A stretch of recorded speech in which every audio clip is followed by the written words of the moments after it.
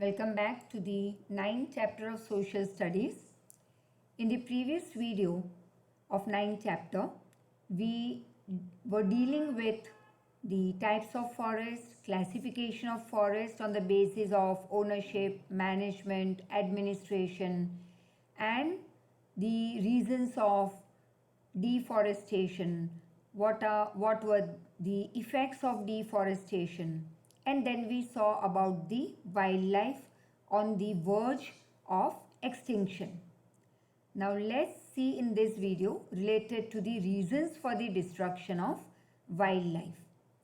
Now due to human interference in the grassy area or grassland and in watershed region of the forest, we see that the natural habitat, that is the abode or the home of wildlife, is put in danger. So first big reason for the wildlife destruction is human being keep on interfering in the nature. Second is deforestation, which we did earlier, that we cut down the trees, we destroy the forest for our own benefit, for commercialization. So that also leads to the destruction of the wildlife. And the third is we want the hair, skin, teeth, etc. So hunting is carried out of these animals, and these are the three main reasons you could say for the destruction of wildlife. Then few more reasons. Development motive, that is motive means the goal of the country is to develop more than the previous year.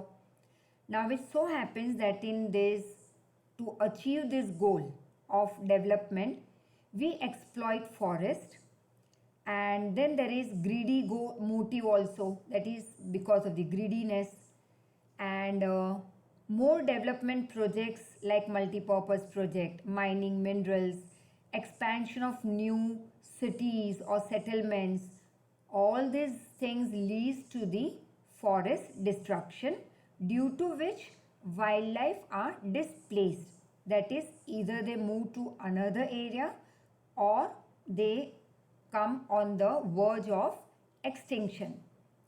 Then there is forests are encroached, means more and more people are destroying the forest. They are bringing some area of forest under their control because they want more wood for fuel, then they want grass for their cattle grazing. So there are lot many reasons for the forest destruction, due to which there is wildlife destruction.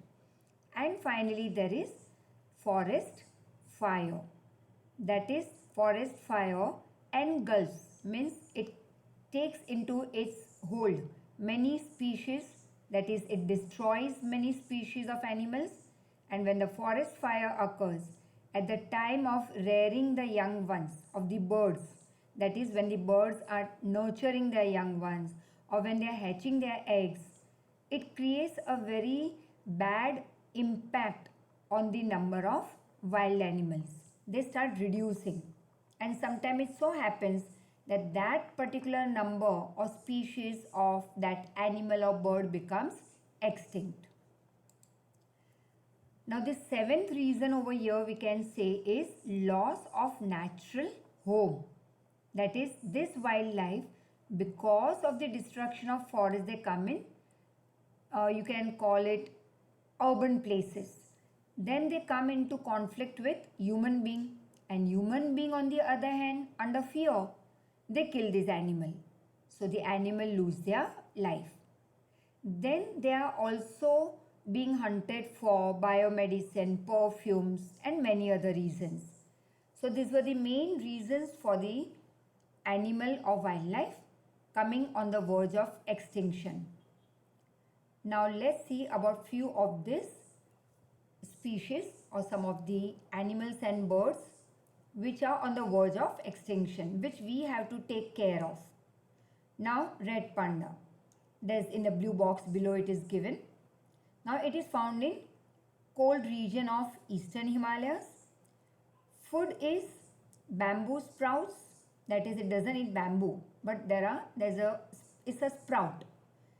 and then there are eggs, small birds it eats, it also eats some insects, etc. And during the daytime it is less active. Besides India, it is also found in neighboring nations like Bhutan, China, Nepal and Myanmar. Now let's see some of the measures to preserve our wildlife. That is, what should we do to preserve the wildlife? First of all, we will have to change our attitude, that is our thinking, our behavior towards this forest. And if suppose we compulsorily, if we have to cut off some trees, then the same species, more trees should be grown. So attitude should be changed towards the forest. Now forest is, you can say, is a source of unlimited income. That is the thought of people. But it's a mistake. Though people think that through forest we will earn unlimited income, but that will bring lots of destruction to the planet Earth itself. The natural home is to be saved. We have to save this forest.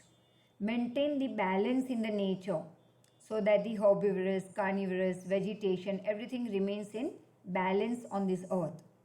And overgrazing should be brought under control. Next is some more measures, that is strict laws government will have to make the people follow, and that is hunting should be banned strictly. Next, laws should be implemented strictly. That is, for example, if only on the notice board, if it is written that so and so test is going to be taken on so and so day, but then it is not being implemented. That is, maybe the one who is in charge of taking the test and all is not paying attention to it, that or is not strict towards the students, that whether they have given the test or not. So laws are easy to write down, but then it should be implemented strictly. The government will have to see that common citizens follow it. Otherwise, they should be punished with a big amount of money. So heavy punishment on illegal mining also. That is, if illegal mining without government permission, if anyone carries out mining, then they should be punished.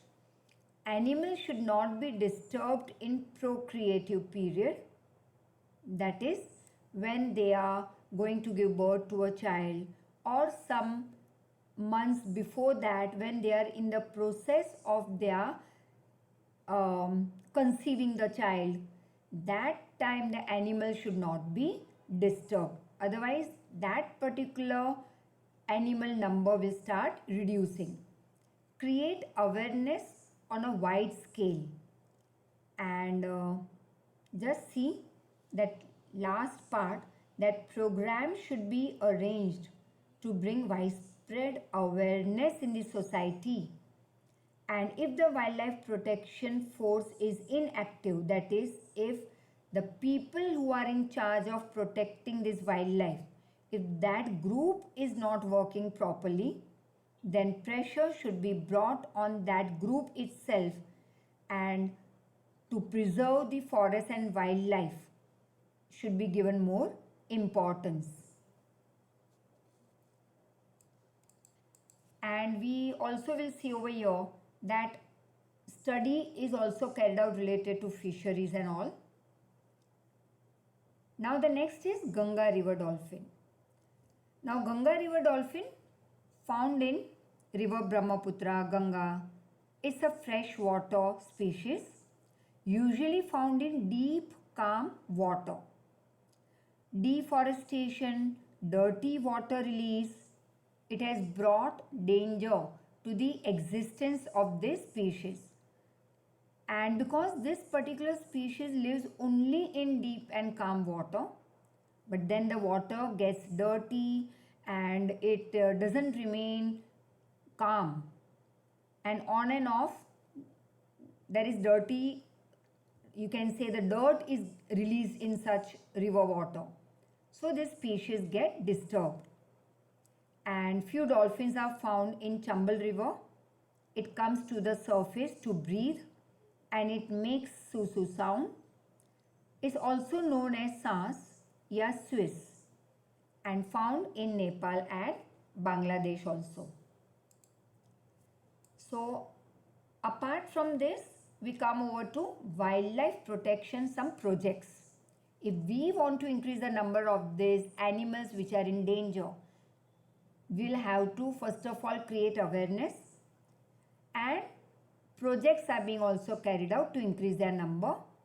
So the first one, Tiger Project, you will see over here, it started, it was said as per one of the research or estimate that there were more than 40,000 tigers in India in 20th century. 20th century, that is somewhere in 1900 to 1999. But now this number has started decreasing. Illegal hunting, deforestation. So then somewhere in the after the mid of 20th century, that is 1971, our government started with Save Tiger project. Steps taken are, we have to maintain their natural home, protect the tigers, increase their number, maintain the natural balance, maintain ecological balance at country level, and till today we have implemented this project in about 44 regions. And one more that we will move over to is related to, say, After Tiger project, that is, or I would say that we could move on to two more projects at present. After Tiger project, that is leopard and cheetah. Now, leopard belongs to cat family, smaller than lion, tiger. Sorry for that wrong spell over there. It's SMALLER.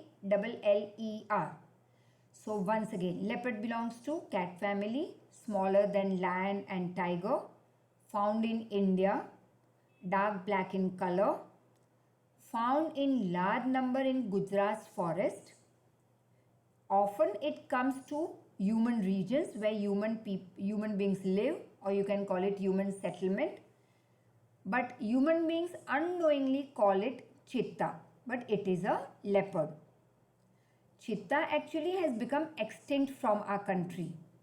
Today it is found only in African forest, and in India, if we see, it is found only in zoo. So this difference you will have to learn between leopard and cheetah. And two more. Here is elephant project, rhino project. Now this project was started in 1992, that is elephant project. Its main goal was to provide elephants protection in their natural home and to protect their home and their migratory corridors.